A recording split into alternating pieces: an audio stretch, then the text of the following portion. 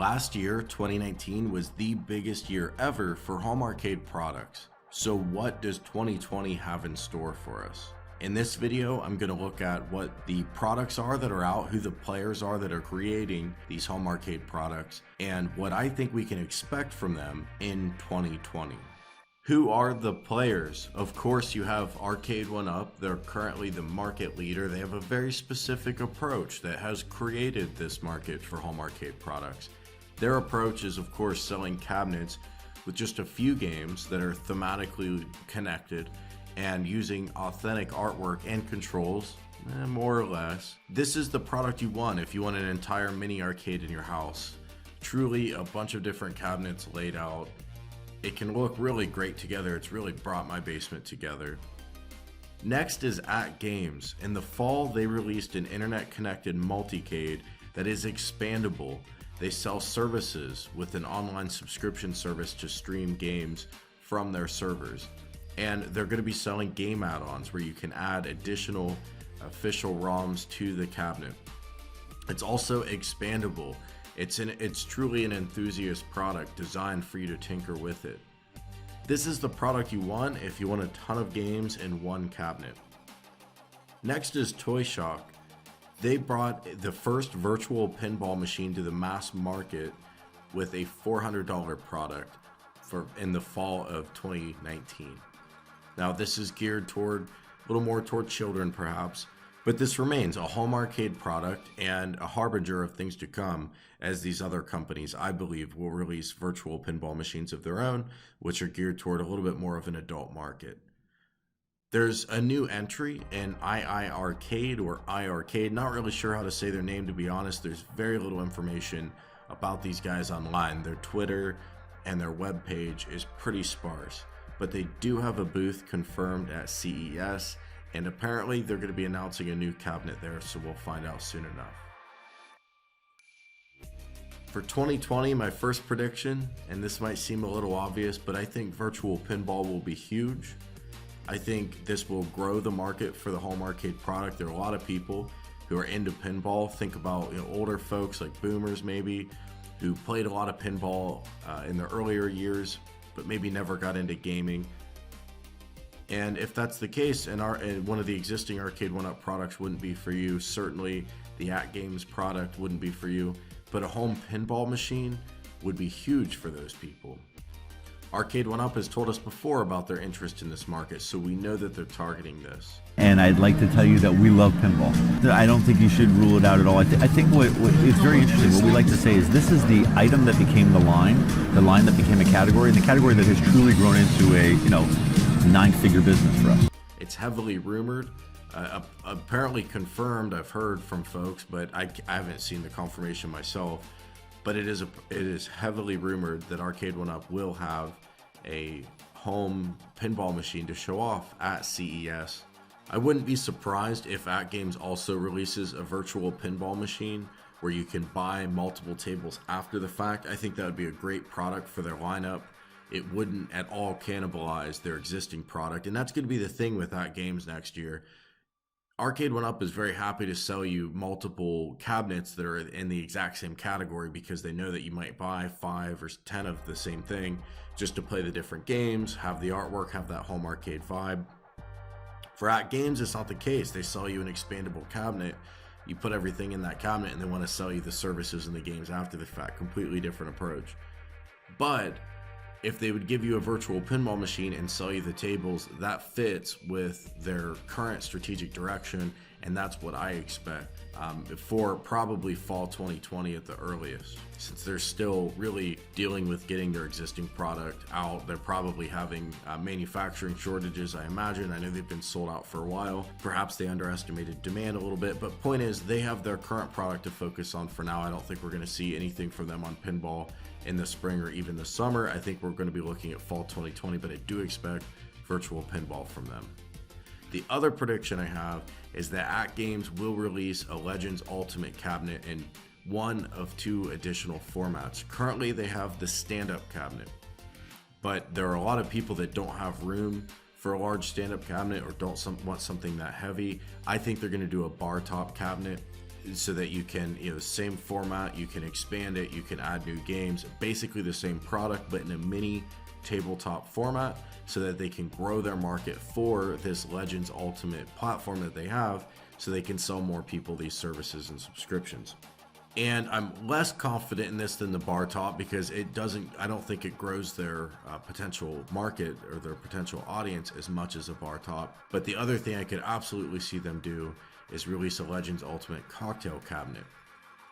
Some people prefer the cocktail format. Sometimes that's a different buyer than someone who wants a stand-up arcade, and especially for AtGames, given that they offer console games on their arcade, which I still think is absolutely blasphemy. I'm not a fan of that, but some people like it. But if you're gonna play those those home console ROMs, it does make sense to be doing so in a seated position.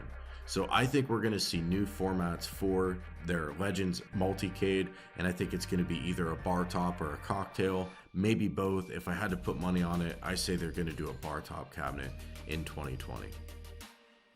For Arcade1up in 2020, well, we know that they're going to release some of the same products in the same vein that they've been releasing in. They have a number of licenses they've been working on now for 2 years that are queued up, and we can, I think, safely assume they're going to release more cabinets like the TMNT cabinet.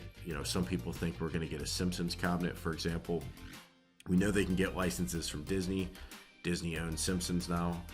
So that would be something I would expect. So I think we're going to see more of the same course. But there's a big question in 2020 for Arcade1up, and that's how do they respond to the new competition? And they could just continue the course and do everything I just described, and that's it, and just come out with some killer titles, continue stepping up their quality a little bit. I think their quality already is pretty good. I'm not speaking about their quality control or their customer support, which are pretty horrendous right now. But for the quality of their product when it comes to you correctly is pretty high. That would mean eschewing doing a multicade. That would mean sticking with the cabinets that only have a few games, that have the brand authentic control panel and artwork.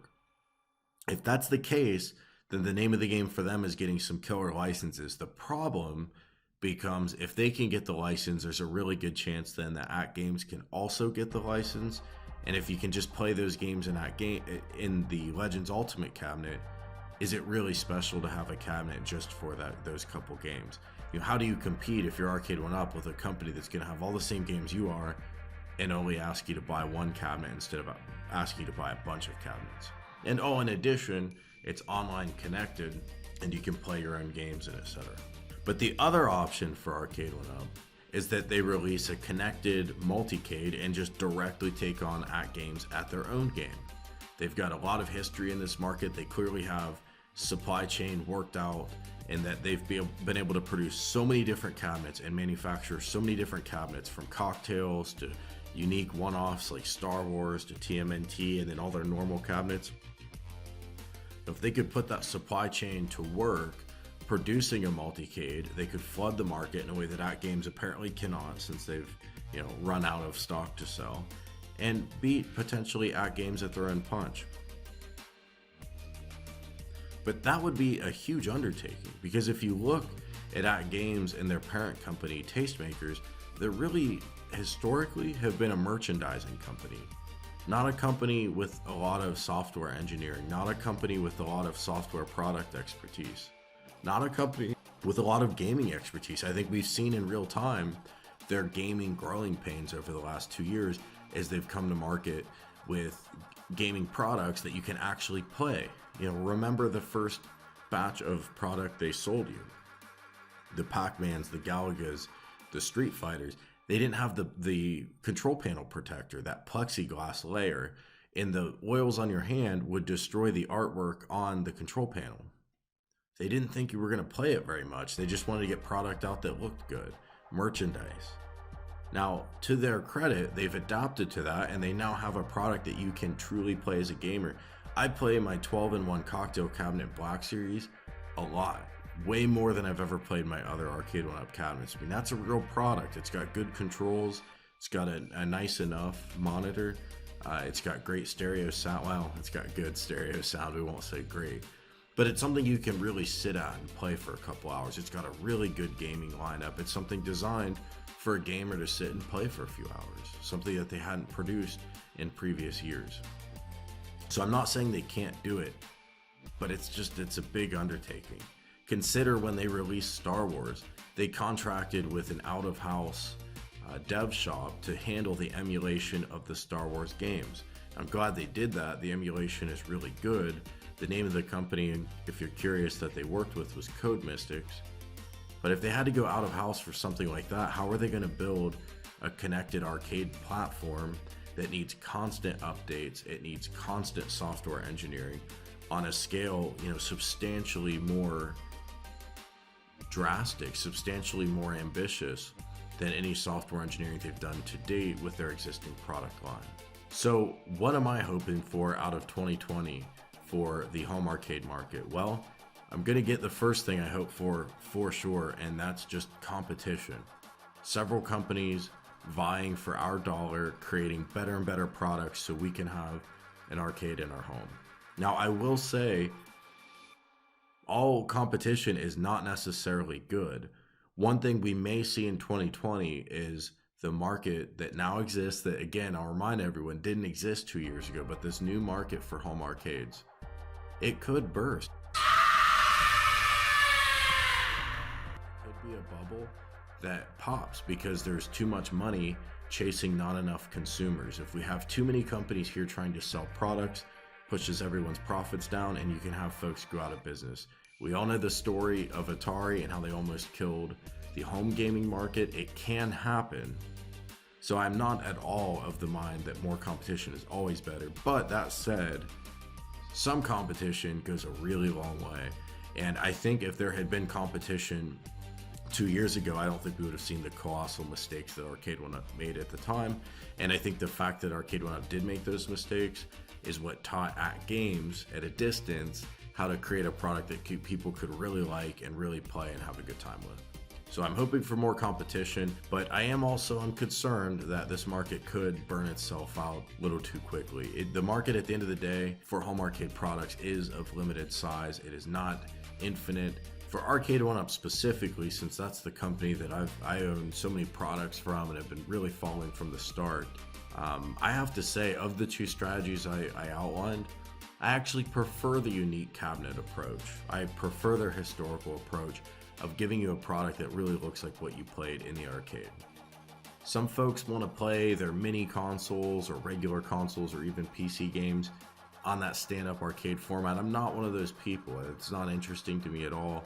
And I don't really want to play retro games on a screen that's optimized for modern games, 16:9 as you get with the AtGames Legends. And I also don't want to play modern games on a 4:3 or 5:4 screen that's more optimized for classic games. So I just think I'd rather have a cabinet or a series of cabinets for retro games and then leave it at that. But I would like to see meaningful online connectivity with Arcade1ups. And by that, for me, what I mean, online leaderboards at a minimum, and I think they could execute that. That's a pretty simple thing to do.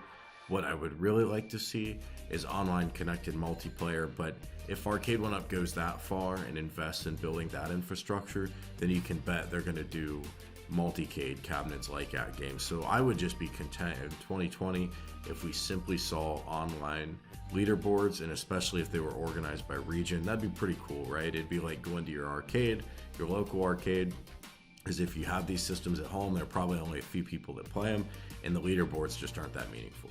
So we'll find out more. We've got CES coming up, and let's hope that 2020 is another huge year for home arcades for all our sakes, since we all enjoy this hobby. Thanks so much for watching, guys. I'll keep you up to date on news that comes out of CES about all of these products, and we'll talk to you next time. I hope you enjoyed this video. If you did, make sure to hit like and leave us a comment. This will help surface our video in the YouTube algorithm and make sure other people see it. Thanks, guys. Catch you later.